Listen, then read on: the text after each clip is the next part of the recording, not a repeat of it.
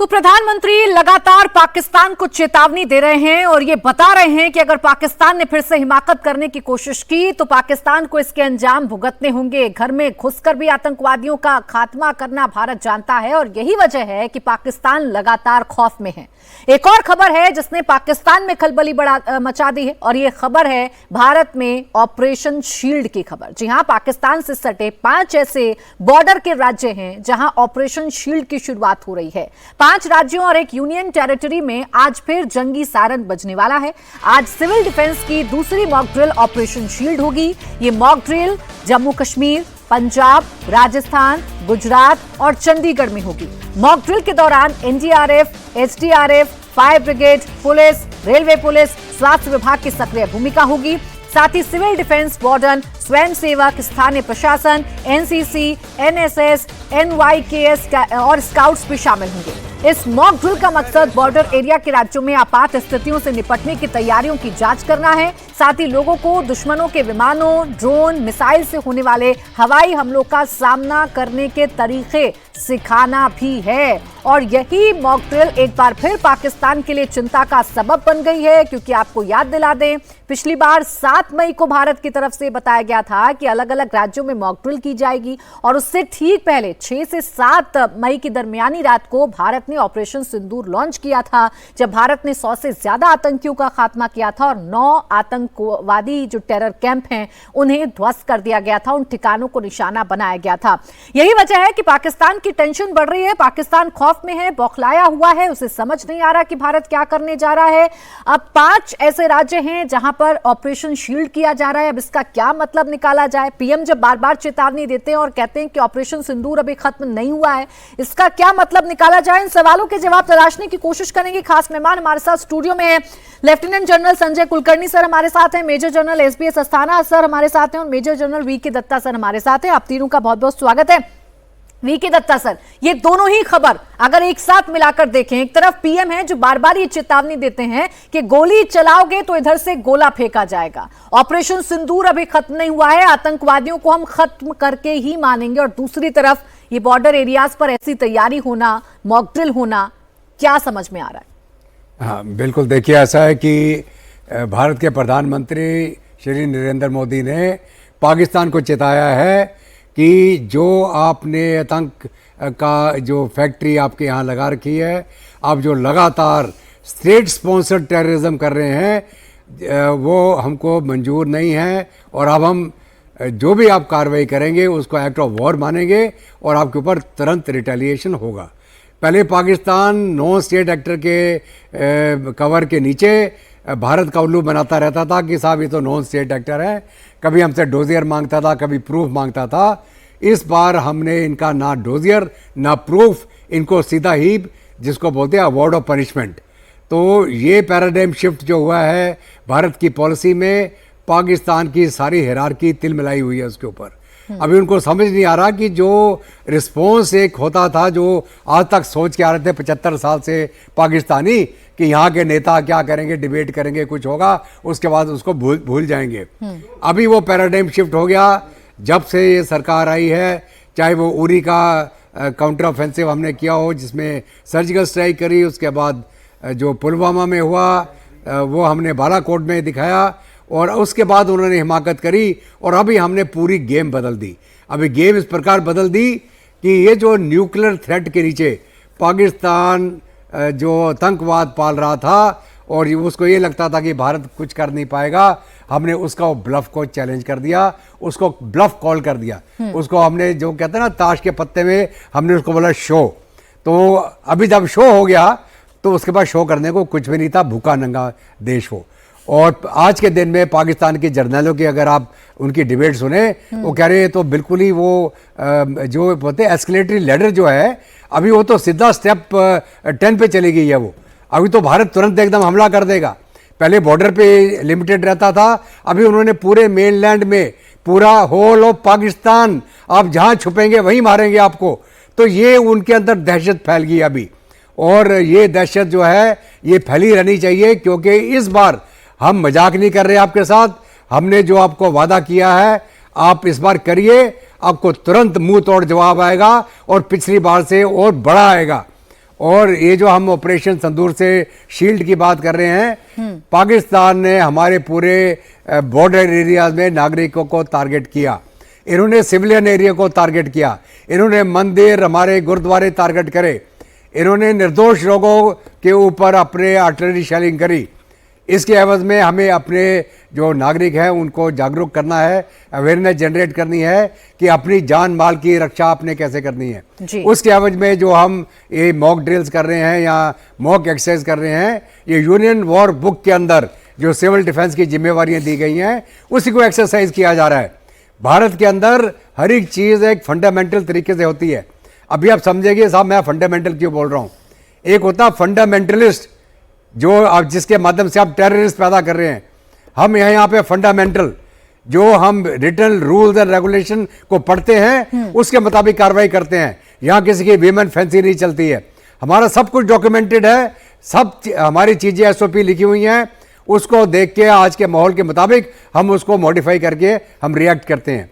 तो जो हमारी यूनियन वॉर बुक है उसके अंदर जो हिदायतें दी गई हैं उसके मुताबिक अब शील्ड चल रहा है। हमारे पूरे जो civil administration, civil defence, home guard, NDRF, SDRF, NGOs, medical services, ambulance services, इन सारों को हम, फायर डिपार्टमेंट, ये सारे एक्सरसाइज कर रहे हैं कि जंग के माहौल में अगर दुश्मन की तरफ से कोई हमला होता है, उसके एवज में कोई नुकसान होता है, उसको जल्दी से जल्दी कैसे निपटा जाएगा, आम नागरिक को अपनी जान कैसे बचानी है और अपनी जान बचाते हुए और अपने अड़ोसी पड़ोसियों की कैसे मदद करनी है। बिल्कुल पैनिक नहीं होना है, ये बार बार बताया जा रहा है। मैं थोड़ा एक और बता दूं आपको, मैं खुद आपदा प्रबंधन में 2009 से लेकर 2013 तक था, 13-14 साल पूरे हिंदुस्तान में मॉक एक्सरसाइज कराने की जिम्मेवारी मेरी थी।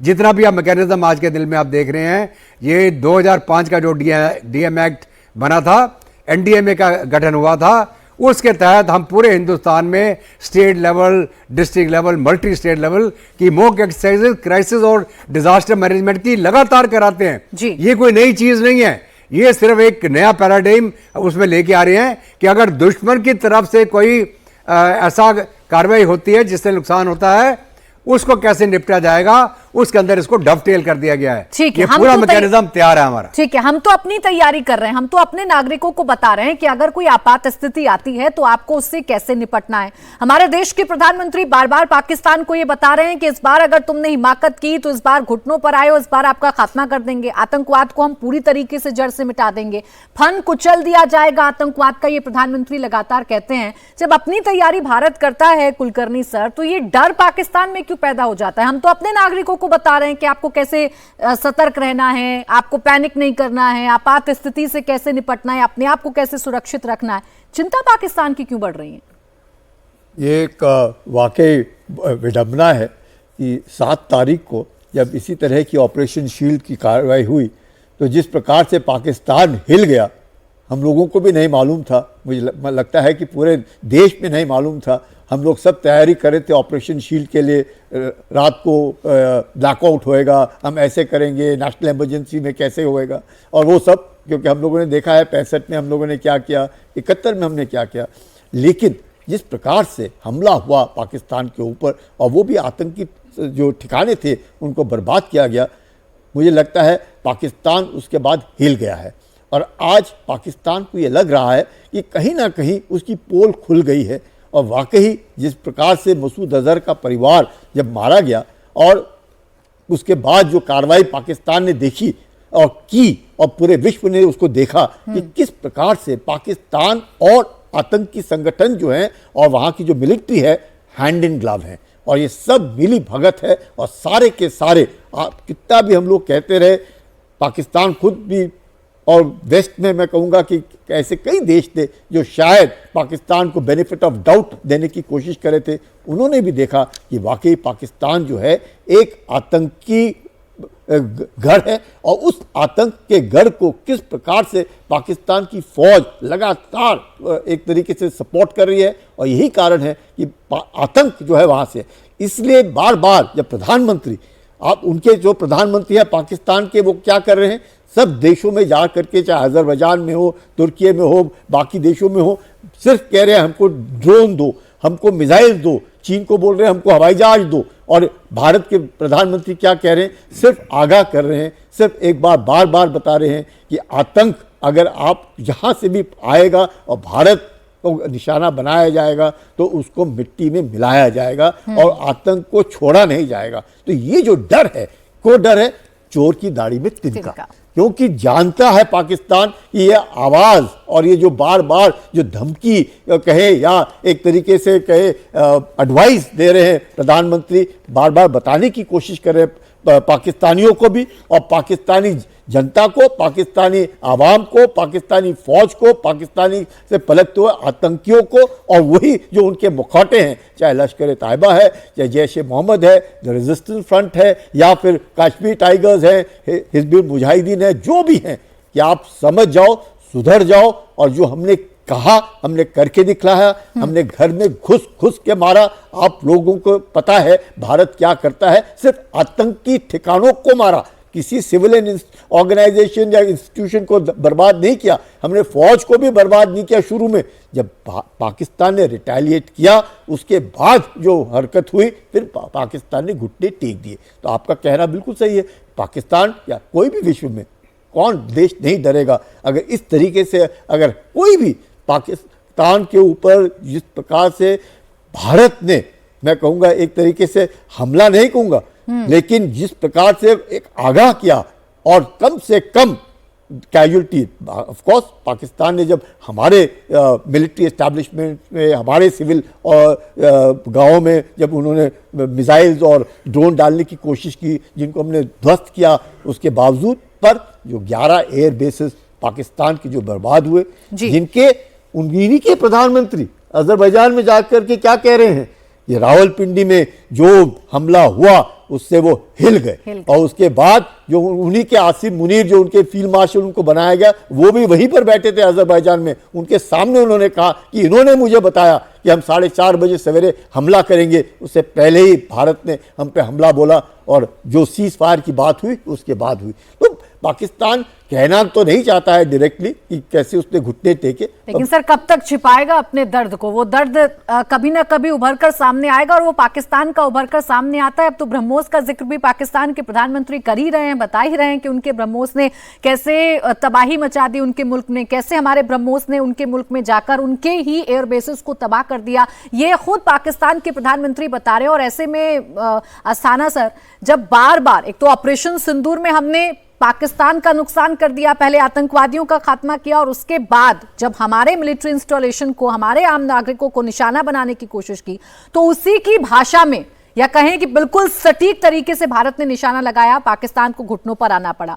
और उसके बाद हम भूलने नहीं दे रहे हैं, देश के प्रधानमंत्री रोज हर मंच से ये बताते हैं कि ऑपरेशन सिंदूर तो एक ट्रेलर है, आगे पिक्चर आना बाकी है, आप एक हिमाकत तो करने की कोशिश कीजिए। बताएंगे कैसे पाकिस्तान को खत्म किया जाता है? बिल्कुल, इसमें मैं 2 चीज़ें ऐड करना चाहूँगा, और उसको मैं लिंक करूँगा आपका जो सवाल सबसे पहले आपने पूछा था मॉक ड्रिल्स के बारे में। देखिए, इसमें कोई शक नहीं है, ऑपरेशन सिंदूर ख़त्म नहीं हुआ है।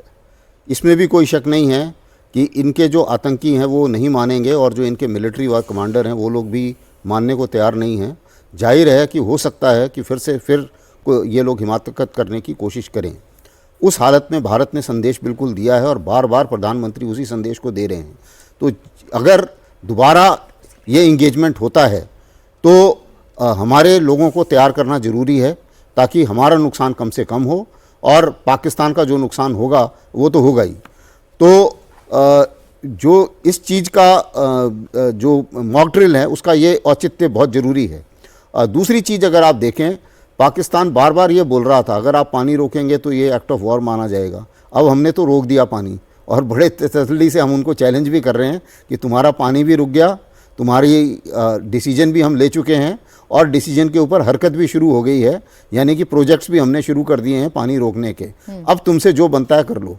अब बार बार वो शुरू में तो बड़े आराम से और काफ़ी हल्ला कर रहे थे कि ऐसा होगा तो एक्ट ऑफ वॉर होगा। तो अब हम वेट कर रहे हैं कि ठीक है, आप एक्ट ऑफ वॉर का ज़रा एक एक्शन करके दिखाइए, उसके बाद हम बताते हैं फिर उस एक्शन का क्या जवाब होगा, और किस तरीके से आपको पूरे देश में हर कोने पे मार पड़ेगी। और इस चीज़ को करने के लिए जाहिर है कि हमें भी अपने आप को तैयार करना पड़ेगा, चाहे उसके अंदर मॉक ड्रिल्स करें, सिविलियंस को तैयार करें, अपने देशवासियों को तैयार करें, और साथ ही साथ हमारी फ़ौजों में भी कैपेसिटी बिल्डिंग की तैयारी हो रही है, जिसको वो भी एक ऑनगोइंग प्रोसेस है जो चल रहा है। तो जब हम ये बात करते हैं तैयार रहने की और ये बात करते हैं कि ऑप सिंदूर ख़त्म नहीं हुआ है, ये इसी चीज़ के लिए है कि अगर आप नेक्स्ट टेरर अटैक करेंगे, क्योंकि इतना मान के चलना चाहिए हमें कि कुत्ते की दुम जितने भी साल वो बोलते हैं नली में डालो तो सीधी नहीं होती है, तो सीधी तो नहीं होगी। तो जाहिर है कि कुछ ना कुछ हिमाकत वो लोग करेंगे, चाहे इधर से करें, चाहे बांग्लादेश के थ्रू करें, चाहे कहीं और से करें, करेंगे ज़रूर। और अगर वो लोग करेंगे तो उसका जवाब देना पड़ेगा। इसीलिए हमने ऑपरेशन सिंदूर सिर्फ पॉज किया है, ख़त्म नहीं किया है, बंद नहीं किया है। और ये एक तरीके से ज़ीरो टॉलरेंस सिचुएशन है कि आपने इधर हमला करा और उसी समय आपको उसी के साथ साथ आपको जो है हिसाब किताब का आपका जो हिसाब चुकता किया जाएगा। और अगर पानी के चीज़ में आप बिलबिलाते रहिए, रोते रहिए वहाँ पे जितना रोते हैं, लेकिन अगर आपने उस रोने के कहानी के चक्कर में और मिलिट्री ने कुछ करने की कोशिश की तो उसका भी उसी मुताबिक मुंह तोड़ जवाब दिया जाएगा। तो इन चीज़ों को अगर हम लिंक करते हैं तो जाहिर है कि ये हमारे लिए ज़रूरी है ऑप सिंदूर को ओपन एंडेड छोड़ना और उसको बंद नहीं करना, और साथ ही साथ अपने आप को, अपने देशवासियों को, अपनी सेनाओं को, सबको तैयार रखना, ताकि नेक्स्ट एक्शन जो भी होगा उसको हम बहुत अच्छी तरीके से, जैसे कि हमने ऑप सिंदूर 1 और 2 इनमें हमने अपनी सामर्थ्य दिखाया है, वैसे ही हम अगला जो फेज़ होगा उसमें भी अपना उसी मुताबिक सामर्थ्य दिखा पाएँ। एक मैं ऐड करना चाहूँगा थाना साहब के कुत्ते की दुम अगर कुत्ते की दुम सीधी नहीं होती है, चाहे उसे पाइप में डाल दो, तो हम कुत्ते की दुम काट के इनका डोबरमैन बना देंगे। तो पाकिस्तान ये जानता है और इसीलिए पाकिस्तान बौखलाया भी हुआ है। अब तो सबूत भारत ने दिखा दिए, पहले तो मानने से इनकार कर रहा था, बड़े झूठे झूठे प्रोपेगेंडा चलाया जा रहा था, लेकिन अब वो प्रोपेगेंडा भी पाकिस्तान का ध्वस्त हो रहा है और हमारी जो तैयारियां हैं वो पुख्ता हैं। अगर आप ऑपरेशन सिंदूर के बाद जो सीज फायर हुआ उसके बाद देश की हलचल देखेंगे तो जगह जगह पर पीएम का जाना, सेना के बीच में रक्षा मंत्री का जाना, सेना की हौसला अफजाई करना और फिर सेना की बॉर्डर्स पर मुस्तैदी को उसी तरीके से कायम रखना जैसे लगातार ऑपरेशन सिंदूर के दौरान कायम थी। बॉर्डर्स पर ऐसे ही निगरानी रखे जाना, लगातार लोगों को जानकारी दिया जाना, खासकर वो एरिया जहां पाकिस्तान ने हिमाकत करने की कोशिश की थी वहां तो लगातार अभी भी लोगों को समझाया जा रहा है, ताकीद किया जा रहा है। इसीलिए पाकिस्तान जो है वो डरा हुआ है। और जो सर आप कह रहे हैं कि उसकी पूंछ काटने का वक्त आ गया है, वो करे भी तो क्या करे पाकिस्तान। यहां हम अपने नागरिकों को अब तैयार कर रहे हैं, हमारी सेना पहले से ही तैयार है, सेना ने अपने शौर्य, अपने पराक्रम का परिचय दे ही दिया है, वहां आतंकवाद को खत्म करके, उनके एयरबेसेस को तबाह करके। पाकिस्तान के पास कुछ बचा नहीं, मांगे हुए जो उसके हथियार थे, जो खिलौने थे, वो पूरी तरीके से तबाह हो गए। ये पाकिस्तान को समझ में आ गया।